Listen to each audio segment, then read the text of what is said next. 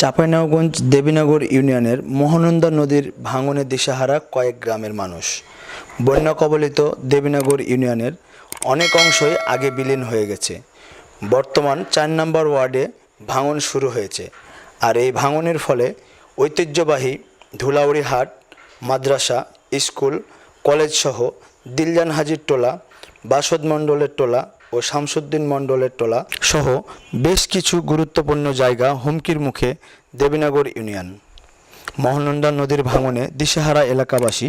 নদীর ভাঙনে অনেক আগেই কৃষি জমি হারিয়ে পথে বসেছে অনেকে। ভিটামাটি হারানোর আশঙ্কায় দিন গুনছে কয়েকটি গ্রাম। স্থানীয় বাসিন্দা নূর মোহাম্মদ ও মুজিবুর রহমান জানান, দ্রুত নদী ভাঙন রোধ না করা গেলে বিলীন হয়ে যাবে কয়েকটি গ্রাম।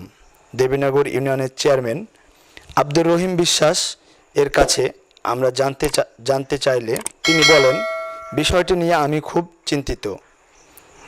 আমার ঊর্ধ্বতন কর্মকর্তাদের সাথে আলোচনা করে পদক্ষেপ গ্রহণ করি।